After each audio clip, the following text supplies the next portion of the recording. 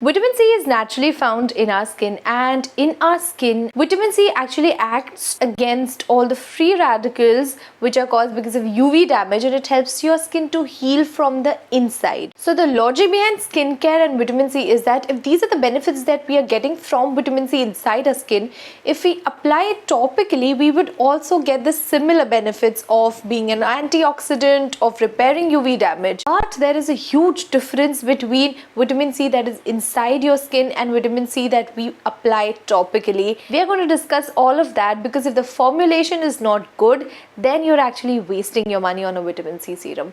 Let's discuss.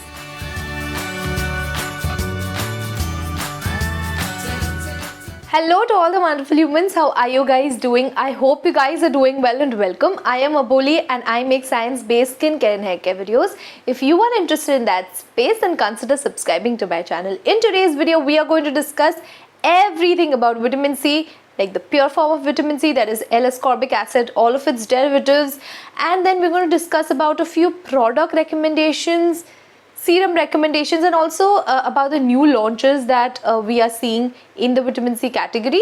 So I think this video is going to be a long one. I'm going to put all the timestamps in the description box for you guys to navigate through the video. Okay, let's look at the benefits of vitamin C first. Like in theory, what benefits can we expect from a vitamin C serum, cream, moisturizer, anything? First is anti-aging, because it is an antioxidant. Now what antioxidant does is that it really munches on all the free radicals that there are on your skin. Okay, now these free radicals are caused because of UV damage, and then these free radicals actually interact with your DNA, and that's how it keeps breaking everything down on your skin, and you can get aging because of that. So when you use antioxidants, you neutralize these free radicals, and that's how you get anti-aging benefits. Okay, second is collagen synthesis. Vitamin C in the dermis can actually help in collagen synthesis, that is forming of new collagen. We all know we need collagen for the bounce, for the elasticity, to look younger. So vitamin C works in that sense. Let's look at the third one. The third is that vitamin C actually inhibits the whole hyperpigmentation pathway by blocking the tyrosinase, and by blocking the whole pathway of hyperpigmentation, it actually helps to reduce dark spots and melasma. So all of this combined, you get it in one ingredient. So I mean, if vitamin C works, it'll be like the best ingredient out there. But working with vitamin C is so difficult, because vitamin C, that is the pure form of vitamin C, that is L-ascorbic acid, is very, very unstable, and that is because it is an antioxidant. Anything which has antioxidant properties will be unstable, because they react with oxygen, because they react with light, because that's how they neutralize free radicals, because they are so reactive. So that is the problem with L-ascorbic acid. Now there are a few things that formulators do to stabilize this L-ascorbic acid to a point where you can use it for a few months. The first thing that formulators do is to get the best delivery system of vitamin C to your skin. Now the problem with vitamin C is that it's a water soluble vitamin. So when vitamin C is mixed in water and then you have the solution, it is not going to penetrate through your skin, because your skin is made up of lipids. So imagine a layer of oil. You can't expect a layer of water to penetrate through the layer of oil and then get inside your epidermis. Okay, it's very difficult to do that. So the delivery system of vitamin C is very, very important, which is why water soluble vitamin C's aren't that effective as, say, vitamin C's that are made in oil base, like the one with the Klairs vitamin C serum. You can see the Klairs is not a water based serum. If you put it on your skin, you can feel that it's almost like a dry oil. I'm not saying the Klairs works as a vitamin C serum.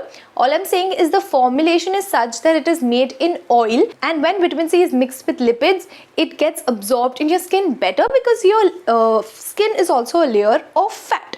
So fat and fat works together. The second thing that formulators do to work with vitamin C is they get the pH of the vitamin C serum perfect. Now vitamin C serums have to be really acidic to actually get absorbed in your skin. The biggest problem of vitamin C is that it does not penetrate through the skin layer. Now the pH should be between 2.5 to 4.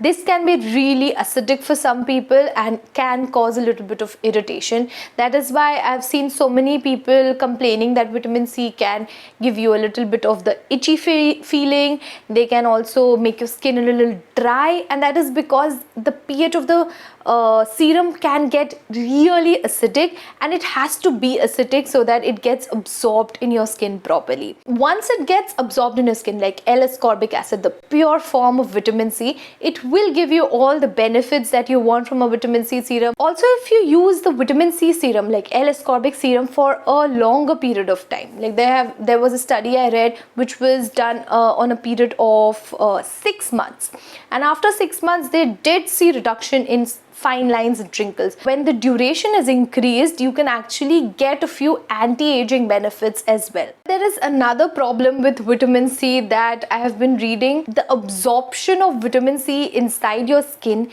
and then it working on an intracellular level also depends on the levels of vitamin C that you have inside the plasma inside your skin. Now the plasma levels, if they are already saturated with vitamin C, then it is highly unlikely that the vitamin C will be absorbed and will give you the benefits that you want. So because there are so many variables when it comes to vitamin C, it has to be of the best pH, the delivery system has to be perfect, it also has to do with your plasma levels. So because so many variables go around vitamin C serums, I would say that if you want to add vitamin C in your routine, then do not invest a lot of money in vitamin C serums. Like I have seen vitamin C serums that cost 2,000, 3,000, 4,000 rupees. I do not think that it's worth it. When you have so many benefits, we need those benefits without actually taking the risk of irritation or taking the risk of L-ascorbic acid getting oxidized, right? So that is why we have derivatives of vitamin C. Now there are many derivatives of vitamin C, many more are coming up. Problem with these derivatives is that they are not as well researched as L-ascorbic acid. They penetrate better inside your skin. Unlike the L-ascorbic acid, they can penetrate to the stratum corneum better. But the key is that once they enter the stratum corneum, they have to convert into ascorbic acid. If magnesium ascorbyl phosphate does not convert into ascorbic acid when it enters your skin, you are not going to get the benefits that you want, because ascorbic acid is what gives you the benefits of antioxidant benefits or against hyperpigmentation. So it needs to convert into ascorbic acid, and the conversion is quite less. Also, it is not researched. I know there are many percentages that magnesium phosphate, when you use it, it converts into 60% of ascorbic acid, but there aren't a lot of studies which give us this number. Like, it's speculation, it's not fact. We do not know how much gets converted. Now let's discuss about the few of the derivatives, and with the amount of knowledge that we have with the derivatives, we can make a few choices as to which skin type can use this, how much percentage to use, and things like that. So let's discuss about it a little bit. The most common derivative we see is magnesium ascorbyl phosphate. We have seen this ingredient in many of the skincare products. It is known to benefit people with a little bit of a reduction in hyperpigmentation, and also it gives antioxidant properties, but nothing great. It is just an okay product. The benefit that we have with this is that it does not have to be at very acidic levels to get penetrated in your skin. So derivatives like these can be used by sensitive skin types whose skin does not like the very acidic pH of an L-ascorbic acid serum. Then let's talk about sodium ascorbyl phosphate. Sodium ascorbyl phosphate can work in the pH of 5 to 6, again, which is closer to your skin's pH, so it will cause less irritation. But sodium ascorbyl phosphate, like MAP, is not very potent when it comes to reduction of hyperpigmentation. You'll have to use it over a long period of time to get the benefits, but it is also a good option for sensitive skin types. Then there is ascorbyl glucoside. Now ascorbyl glucoside, it has similar problems as L-ascorbic acid. It does not penetrate in your skin so well. Also, it is not known to help with hyperpigmentation a lot. It does help with antioxidants. So if you're looking to include antioxidant serums, then you can look into ascorbyl glucoside. Then let's talk about ethyl ascorbic acid, one of the newcomers in the derivatives of vitamin C. It is, I'd say, one of the best derivatives that we have. Also, if you can hear a particularly annoying sound in the background, it's because someone is drilling holes in their house. One of my neighbors, I'm extremely sorry. Unlike L-ascorbic acid, it is also not a well-researched product. We do not know how much conversion happens once it enters the skin. I know there are some people out there who would say that it converts into 80% of ascorbic acid. However, no studies don't back this, it's just speculation. So when it comes to ethyl ascorbic acid, again, it's safe. It does give you benefits when it comes to hyperpigmentation, but there are a few worrisome studies that I saw, more than studies, I'll say case studies, because there were a few cases of allergic dermatitis after only 2% of ethyl ascorbic acid. Because these derivatives are new, we do not know how it exactly acts. Like L-ascorbic acid has been researched on for years, decades now.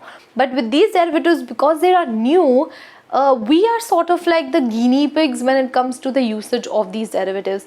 So it's like, if it works for you, great. If it doesn't work for you, move on, try the next derivative. Which is why I feel sometimes vitamin C serums can be a little bit of waste of money. There are a few things that you can do, which I have narrowed down so that you can choose the correct vitamin C serums. Okay, you have to set goals for your skin when it comes to using actives. Why do you want to use L-ascorbic acid? Do you want to use for basic brightening, antioxidant properties, or do you want to use it for hyperpigmentation, or do you want to use it as an anti-aging ingredient? In that case, the concentrations of vitamin C will differ. But there is one huge warning that I would like to give you guys, and that is the maximum concentration of vitamin C that you should use is 20%. 20% is the maximum concentration that you can use for optimal absorption in your skin. Like they did a study between 20 to 30% and they saw that 20% is the optimal. So if you see products that have more than 20% of vitamin C, then it really doesn't work. Use vitamin C between 5% to 20%. And according to your skin goals, you can choose. Like if you want a vitamin C for basic brightening, for antioxidants, then use vitamin C's between 5% to 10%.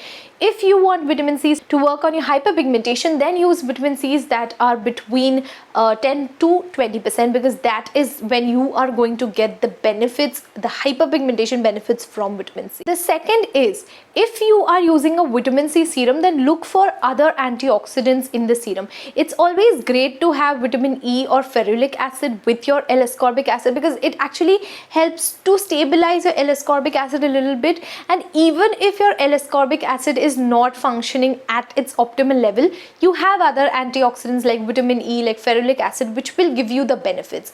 You can also look for serums with other plant extracts. Like in India, we have kakadu plum or amla extracts in some of the serums. Now that will give you additional benefits. Now the problem that I have with plant extracts is that we cannot know the exact amount of vitamin C that we can get through these extracts. Every extract is going to have different concentrations of vitamin C, right? Like if you eat a fruit, every fruit does not taste the same.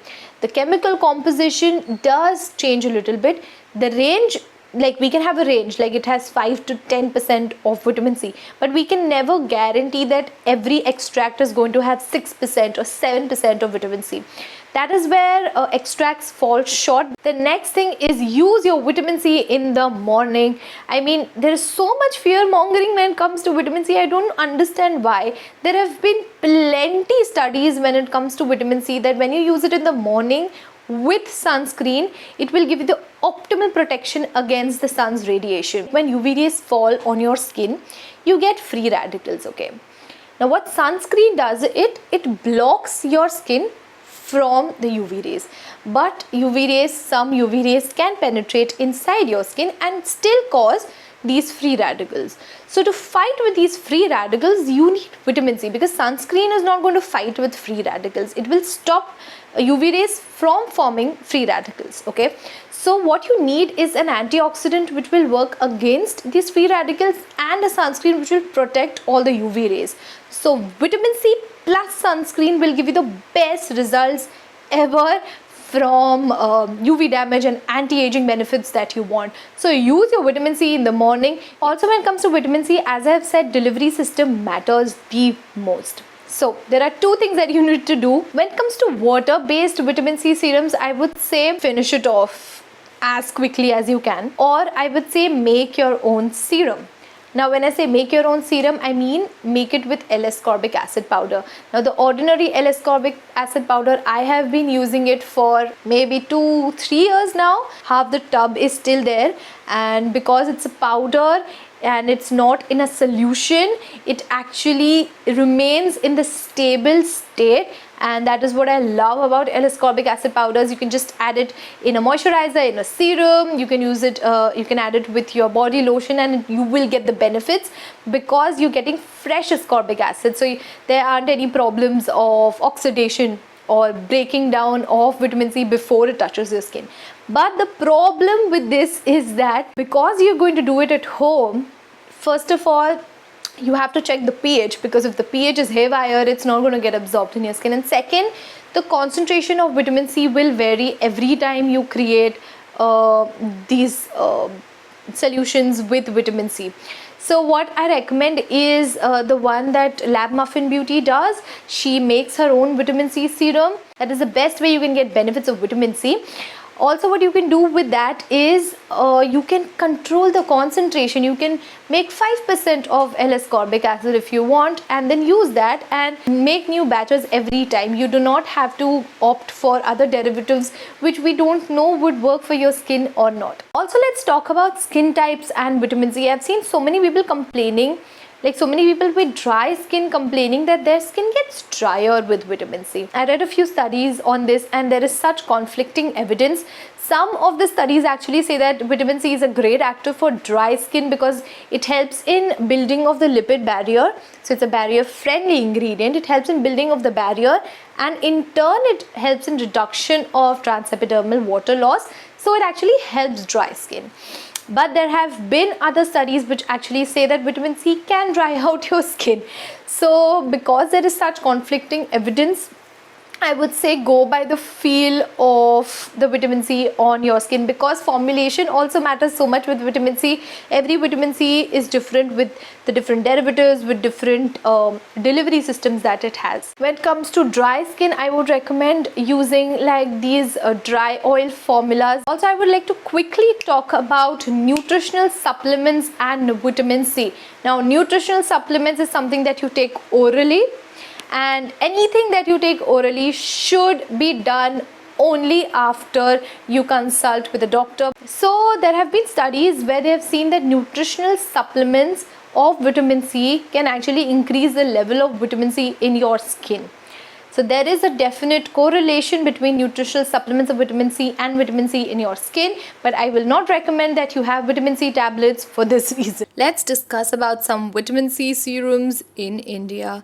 The first is obviously going to be the Minimalist. It is the Minimalist 10% vitamin C serum, costs $6.95 for 30 ml. Now this has 10% ethyl ascorbic acid, EAA. We have already spoken about this. It's a derivative. One of the new derivatives does give good enough results, but we do not have many studies. It also has centella water which soothes the skin, and it has 1% acetyl glucosamine which will hydrate your skin. This is something that will suit all skin types, and use it preferably in the morning. The best part is that this is fragrance free. Now I have used this serum. Unfortunately, it did not work for me. Initially when I started using it, it gave me good results. It did brighten up my skin, but after a few days I realized that this was giving me bad irritation on my skin, and my skin was feeling itchy. If you want a review on this serum particularly, you can put it down in the comment section. I will do it. Now the next is the Plum Vitamin C Serum. Again, it has 15% of ethyl ascorbic acid. As we can see, I've forgotten to add a D, but it is acid. Brands nowadays are using ethyl ascorbic acid as it is easier to stabilize in formulations and they do not have to work with finicky L-ascorbic acids.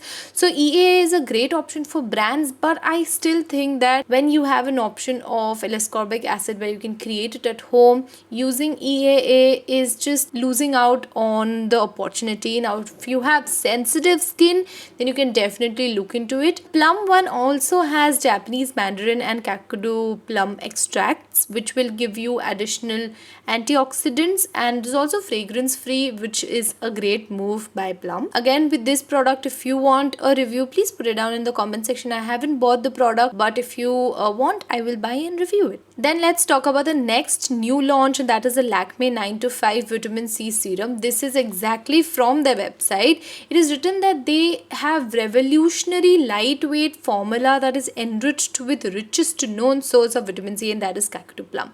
Now, they haven't written the whole ingredient list anywhere on the site. I had to go to other review sites and other places on the internet to get this info, and they also have 2% of ethyl ascorbic acid in this serum. I do not think 2% of ethyl ascorbic acid is going to give you any benefits whatsoever, and we do not know the whole ingredient list. We do not know if this has fragrance or not, and I'm just so done with brands not telling us the whole ingredient list, which is why I will not be buying this product. The next serum is the Dr. Sheth Vitamin C Serum. Now this costs $9.99 for 20 ml. It's a little more expensive than the other vitamin C serums that we have seen, but this is 20% of vitamin C serum. It also has vitamin E, amla extract and ferulic acid. We have already spoken about ferulic acid, and ferulic acid works great with vitamin C. It is also fragrance free, so that is a great thing. Nothing more to say about this product. I think it will be a good enough product, but again, it's a little more expensive. Then we have another expensive vitamin C serum, and that is Saint Botanica Vitamin C Serum. It costs $1,300 for 20 ml. This is, I think, very expensive for 20% of ethyl ascorbic acid.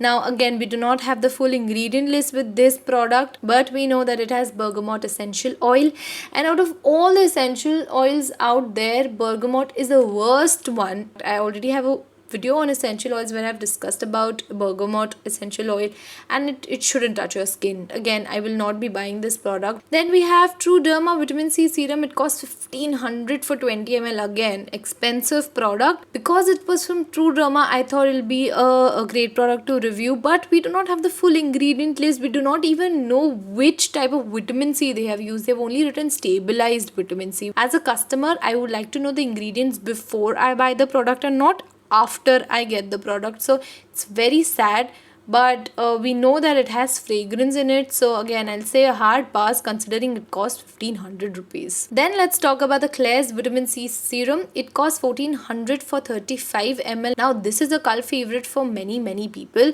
It has 5% of L-ascorbic acid, which is the purest form. Happy to see that. However, they have written that they have used hybrid technology, but when I bought the serum and used it, it oxidized in just 1.5 months, and I was so disappointed because it cost 1,400 and didn't even give me any results because it just has 5% LAA.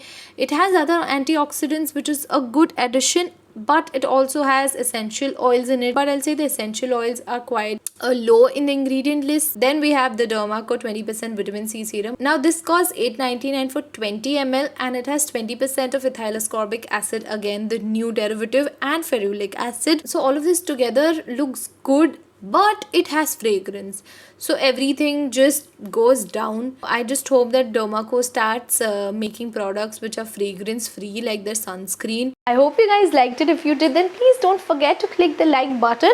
Also, don't forget to subscribe to my channel if you like the content. And that's it. Until next time, bye.